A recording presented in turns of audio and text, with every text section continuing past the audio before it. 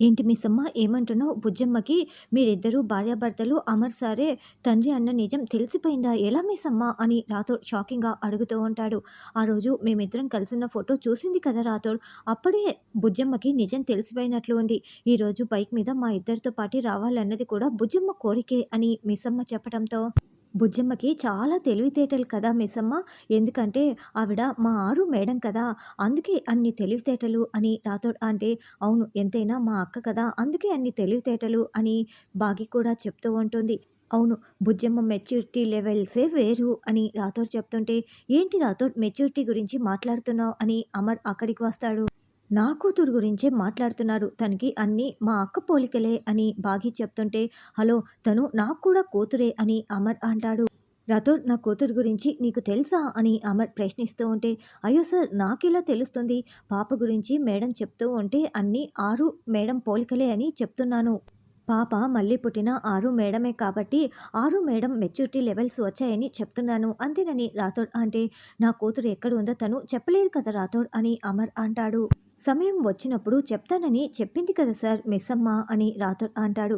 నాకు నా కూతుర్ని చూడాలనిపిస్తోంది. తను రోజు గుర్తుకు వస్తోంది. తనని నేను మిస్ అవుతున్నాను అని అమర్ చాలా ఫీల్ అవుతూ చెప్తూ ఉంటాడు.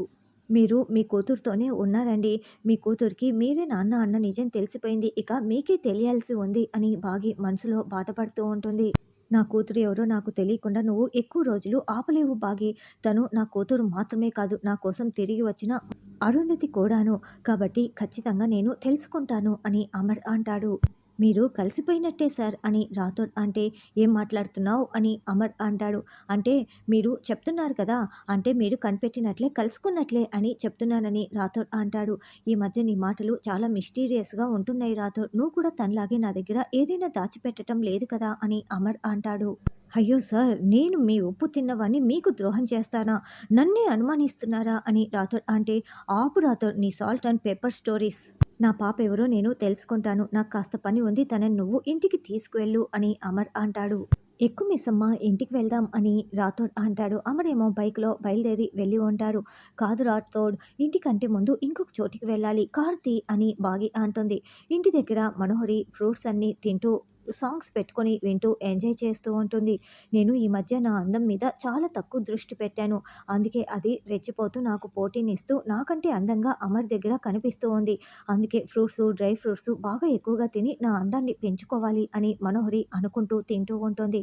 అప్పుడే కారు ఆగటంతో ఎవరబ్బా వచ్చారని మనోహరి బయటికి వచ్చి చూస్తూ ఉంటే భాగీ రాథోడ్ కారు దిగుతారు. వచ్చింది వీళ్ళేనా? ఇంకెవరో అనుకున్నానే. అది సరే కానీ వీళ్ళని బొట్టు పెట్టి లోపలికి పిలవాలా ఏంటి? లోపలికి రాకుండా అక్కడే ఎందుకు నిల్చొని ఉన్నారు అని మనోహరి చూస్తూ ఉంటుంది. బాగీ సైగ చేయటంతో రాథోడ్ కార్ డోర్‌ని ఓపెన్ చేస్తాడు. ఎవరబ్బా కార్‌లో నుంచి దిగుతోంది అని మనోహరి నోరు తెరుచుకొని షాకింగ్‌గా చూస్తూ ఉంటే చెంబ కారు దిగుతుంది. అదేంటి నిన్న రాత్రి వీళ్ళే కదా ఈ చెంబాని పంపించేశారు. మళ్ళీ వీళ్ళే తిరిగి తీసుకొస్తున్నారు ఏంటి అని మనోహరి నోరు తెరుచుకొని షాకింగ్‌గా చూస్తూ ఉంటుంది. రా యాదమ్మ ఏంటి అలా చూస్తున్నావు? రా అని బాగీ తీసుకువస్తూ ఉంటుంది. మనోహరి గుమ్మానికి అడ్డంగా నిలబడి నోరు తెరుచుకొని షాకింగ్‌గా చూస్తూ ఉంటే బాగీ చిటికెలు వేస్తూ ఏంటి మనోహరి అలా చూస్తున్నావు? వచ్చింది యాదమ్మే కదా! ఏ దయ్యమో, భూతమో కాదు కదా! అని బాగి అంటుంది. అంటే మనోహరి మేడం గారికి యాదమ్మ ఇంటికి రావటం ఇష్టం లేదేమో మిస్సమ్మ అని రాథోడ్ అంటాడు. నిన్న రాత్రి మీరే కదా పంపించేశారు. మళ్ళీ తీసుకొస్తున్నారు ఏంటి అని మనోహరి అంటుంది. చూసావా యాదమ్మ నువ్వేదో రోడ్డున పడి ఉన్నావని జాలిపడి నిన్ను ఇంటికి తీసుకొస్తే మనోహరి ఎలా మాట్లాడుతోందో అని బాగి అంటే, చూస్తున్నాను మేడం నాకు శత్రువులు ఎక్కడో లేరు. నీలిరంగు చీరలో నా ఎదురుగానే నిలబడి ఉన్నారు అని యాదమ్మ అంటుంది. యాదమ్మ నేను శత్రువుని కాదు. నీలిరంగు చీర కట్టుకుంటే నేను శత్రువుని ఎలా అవుతాను? నేను ఊరికే అలా అడిగాను. ఎందుకంటే నిన్న అమర్ పంపించేశాడు కదా! మళ్ళీ వచ్చావేంటని అడిగాను అంతేనని మనోహరి అంటుంది. నేను నీ మంచి కోరుకునేదాన్ని అని మనోహరి అంటే, ఇద్దరూ కొంపలు కూల్చేవాళ్ళే అని రాథోడ్ మనసులో అనుకుంటూ ఉంటాడు.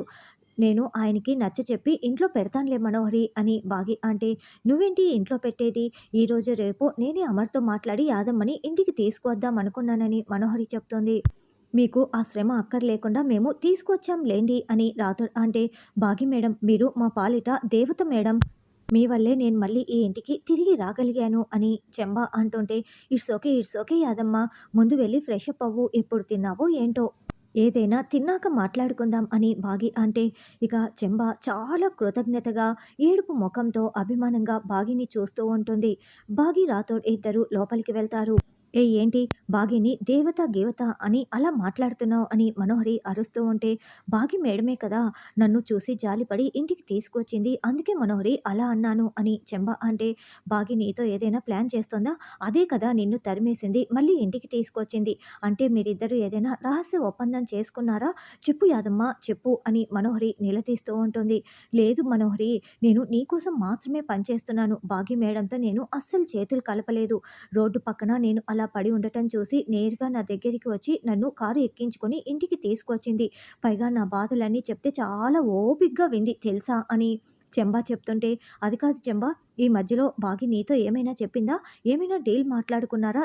చెప్పు" అని మనోహరి నిలదీస్తూ ఉంటుంది. "లేదు మనోహరి, నీ మీద ఒట్టు. నేను ఏమీ మాట్లాడలేదు. తను కూడా ఏమీ చెప్పలేదు" అని చెంబా చెప్పటంతో, అయినా బాగి ఏదీ లేకుండా, కారణం లేకుండా చేయదే. తనే పంపించేసి, తనే ఇంటికి తీసుకొచ్చింది. నాకు తెలియకుండా ఏదో పెద్ద ప్లాన్ చేస్తోంది. ఆ కారణం ఏమై ఉంటుందా అని మనోహరి ఆలోచిస్తూ, "సరే నువ్వు లోపలికి వెళ్ళు" అని చెప్తుంది. దాంతో చెంబా లోపలికి వెళ్ళి చేతికి ఉన్న తాయెత్తుని చూసుకుంటూ ఉంటుంది. అంతకు ముందు జరిగిన సంఘటన ఇప్పుడు మనకి చూపిస్తూ ఉంటారు.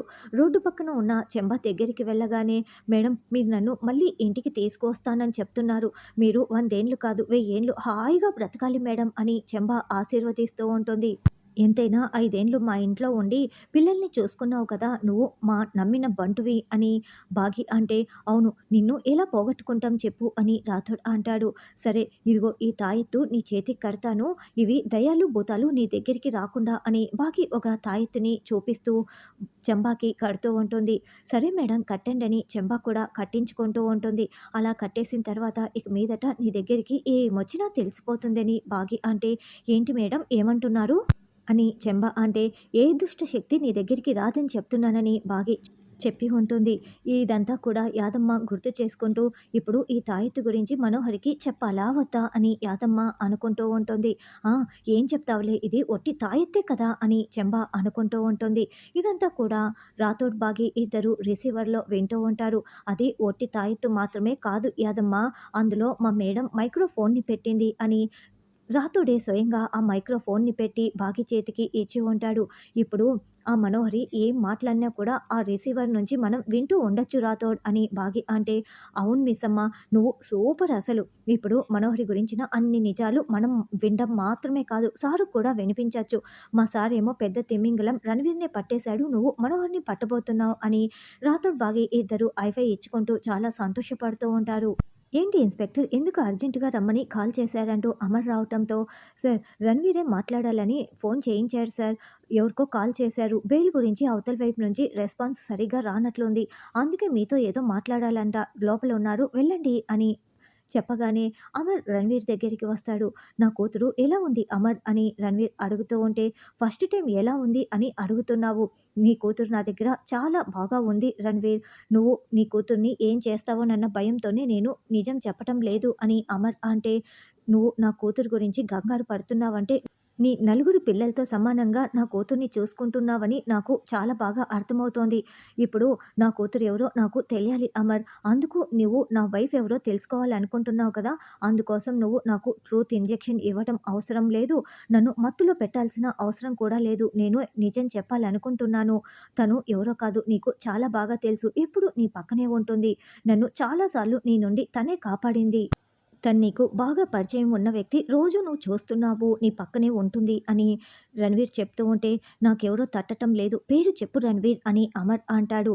"ఇప్పుడు నేను చెప్పినా కూడా తప్పించుకోవటం కోసమే ఇలా చెప్తున్నానని కూడా నువ్వు అనుకోవచ్చు అమర్. తన కేర్ ఆఫ్ అడ్రస్సే నువ్వు" అని రణవీర్ చెప్తాడు. "తన పేరేంటో చెప్పు" అని అమర్ కోపంగా అడుగుతూ ఉంటే, "తన పేరు పలకటం కూడా నాకు అస్సలు ఇష్టం ఉండదు. తనంటే ద్వేషం, కోపం, పగ. కాబట్టి నువ్వే ఎవరో తెలుసుకో" అని రణవీర్ చెప్తుంటే, "నేను తెలుసుకోలేకపోతున్నాను. పేరు చెప్పమంటున్నాను కదా" అని అమర్ అంటాడు. "తన పేరు నువ్వు తెలుసుకోవాలంటే ఎక్కడైతే నువ్వు పాపని తీసుకొచ్చావో అక్కడికి వెళ్ళి నీ ఇన్వెస్టిగేషన్ మొదలుపెట్టు. ఆ అనాథ శరణాలయం దగ్గరికి వెళ్ళు. అప్పుడు నీకు పేరు ఖచ్చితంగా తెలిసిపోతుంది. ఇప్పుడు నేను చెప్తే నువ్వు నమ్మను కాక నమ్మవు. అంతేకాదు, నువ్వు తన గురించి నిజం తెలుసుకున్నావని తెలుసుకున్న మరుక్షణం నిన్ను చంపటానికి కూడా వెనుకాడదు. తను చూడడానికి సాదాసీదా మనిషిగా ఉంటుంది. చాలా డేంజరస్. జాగ్రత్త అని రణవీర్ చెప్తాడు.